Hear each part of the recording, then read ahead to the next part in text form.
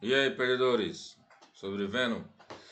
Mais um vídeo aí do canal Os Perdedores aqui no seu Jornal do Caos. Hoje falando aí sobre esse cessar-fogo entre Irã e Israel, né? Se possível cessar-fogo, como é que vai ser, né? Meu nome é Júlio César e após nossa abertura nós vamos falar sobre isso, tá? Assista até o final e não esqueça de deixar seu like, curtir o canal, se inscrever e ativar o sininho.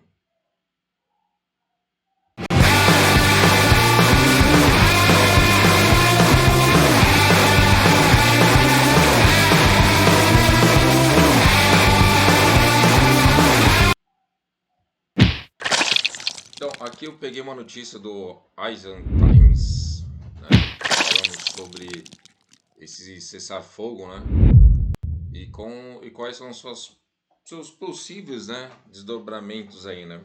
O título é: um frágil cessar-fogo entre Irã e Israel se manterá? Essa é a pergunta, né. Impasse sobre o programa nuclear do Irã permanecerá? Com o conflito a reacender-se potencialmente quando qualquer um dos lados perceber uma oportunidade estratégica.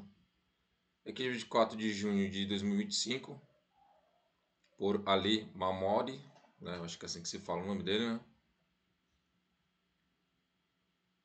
Que tal? Após 12 dias de guerra, o presidente dos Estados Unidos, Donald Trump, anunciou um cessar-fogo entre Israel e o Irã, o que poria fim ao conflito mais dramático e direto entre as duas nações em décadas.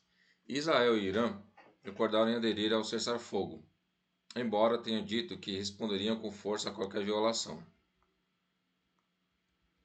Se o cessar-fogo se mantiver, um grande se, né? Um grande se, né?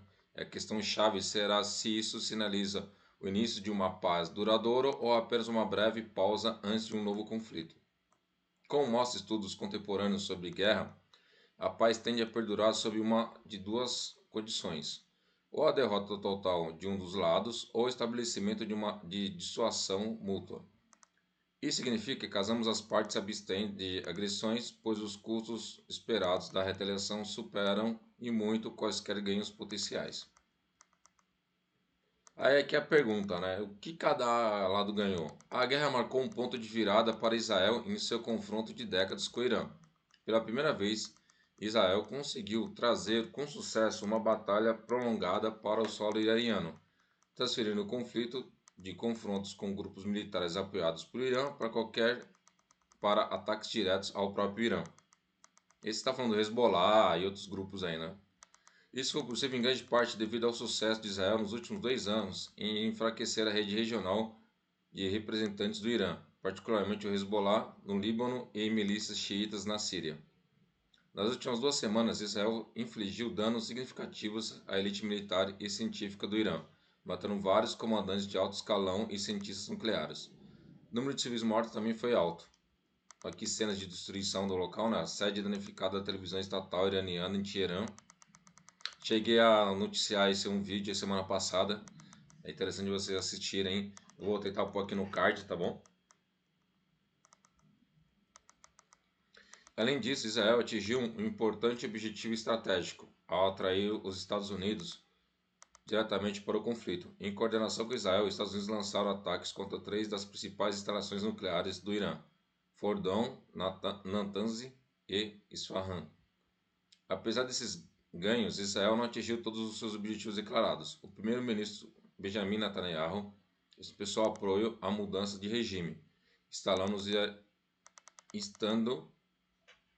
os iranianos a se rebelarem contra o governo do líder supremo Ali Khamenei, mas a liderança sênior do Irã permanece intacta.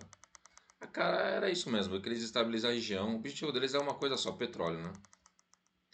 Além disso, Israel não eliminou completamente o programa de mísseis do Irã, já que o Irã continuou atacando até o último minuto antes do cessar-fogo, e Teherã não cedeu às exigências pré-guerra de Trump de encerrar o enriquecimento de urânio.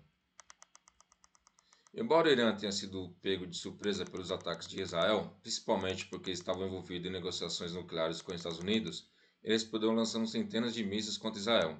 Embora muitos tenham sido interceptados, um número significativo penetrou nas defesas aéreas israelenses, causando destruição generalizada em grandes cidades, dezenas de mortes e centenas de feridos. O Irã demonstrou sua capacidade de contra-atacar, embora Israel tenha conseguido destruir muitos dos seus sistemas de defesa aérea. Alguns ativos de mísseis balísticos, incluindo lançadores de mísseis e diversas instalações de energia. Desde o início do ataque, autoridades iranianas têm repetidamente pedido a suspensão das negociações para a retomada das negociações. Sob intensa pressão, o Irã percebeu que não se beneficiaria de uma guerra de atrito prolongada com Israel, especialmente porque ambas as nações enfrentavam os custos crescentes e o risco de esgotar seus estoques militares, se a guerra continuasse.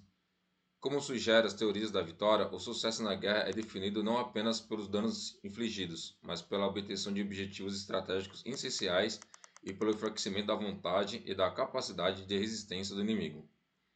Embora Israel alegue ter alcançado a maior parte de seus objetivos, a extensão dos danos ao programa nuclear do Irã não é totalmente conhecida, nem a sua capacidade de continuar enriquecendo o urânio.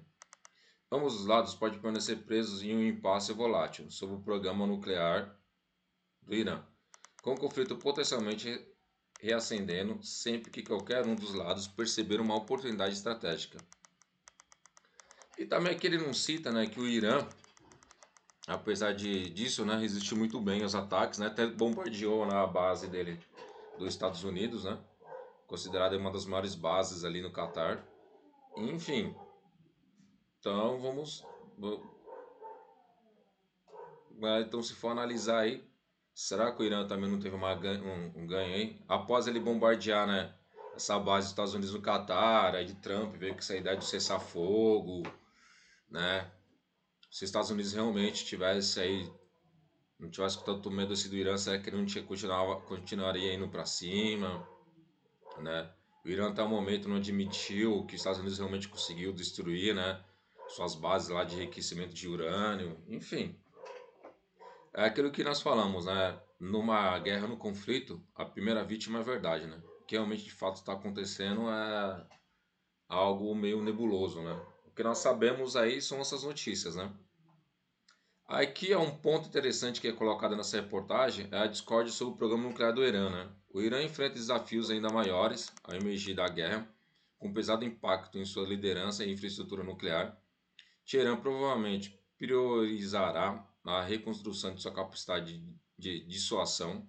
Isso inclui a aquisição de novos sistemas avançados de defesa aérea, potencialmente da China, e a instalação de componentes-chave de seus programas de mísseis e nucleares. Alguns especialistas afirmam que o Irã não utilizou alguns de seus mísseis mais poderosos para manter essa dissuasão.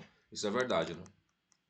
Tem alguns mísseis aí que eles falavam que se atingisse aí, né, como está dizendo aqui, né, autoridades iranianas alegaram ter salvaguardado mais de 400 quilos de urânio enriquecido, a 60% antes dos ataques. Esse estoque poderia, teoricamente, ser convertido em 9 a 10 ogivas nucleares, ser enriquecido a 90%.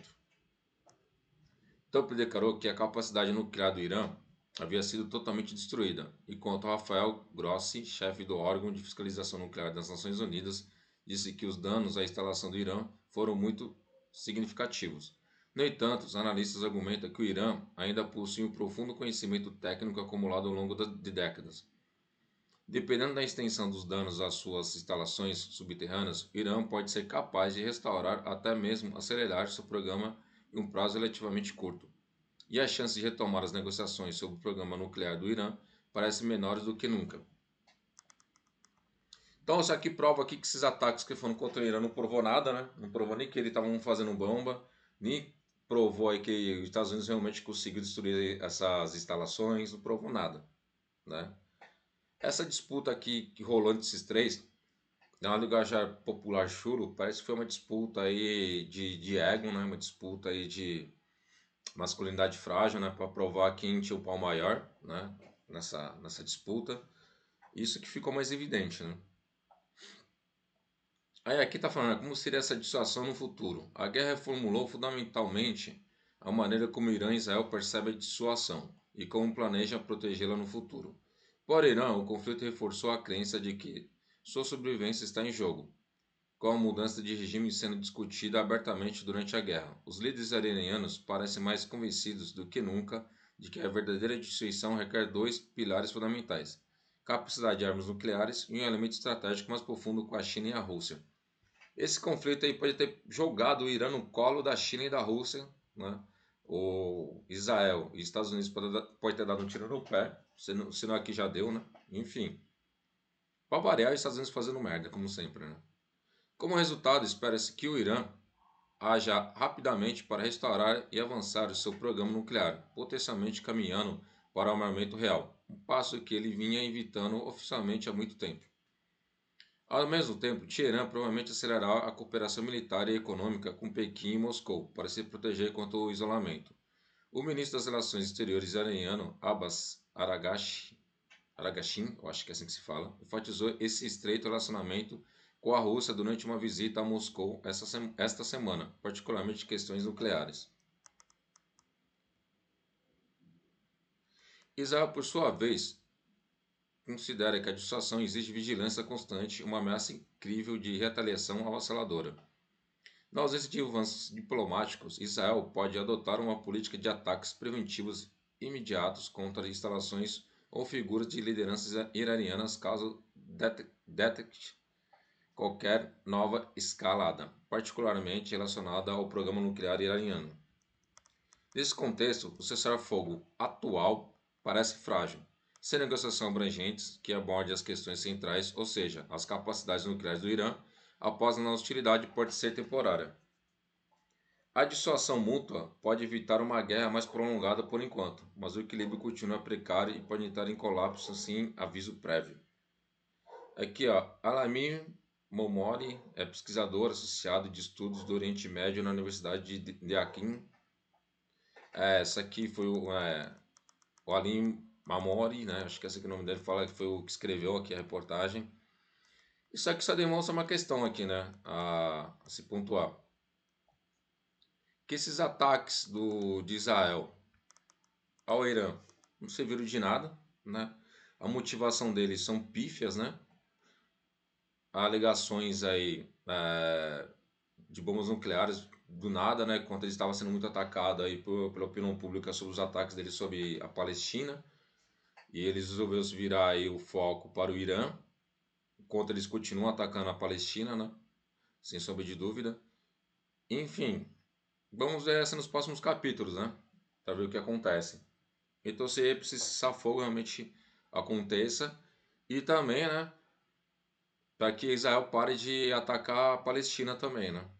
Esse é um fato. E como eu disse anteriormente, ao meu ver, Israel e Estados Unidos jogou o Irã no colo aí da China e da Rússia. Agora vai se aliar a eles e agora vamos ver o que vai acontecer futuramente, né? Certo? E é isso, pessoal. Por hoje, né? Deixe seu like, né? Inscreva-se no canal, ative o sininho e até o próximo programa. Desligue as telinhas e vá ler um livro.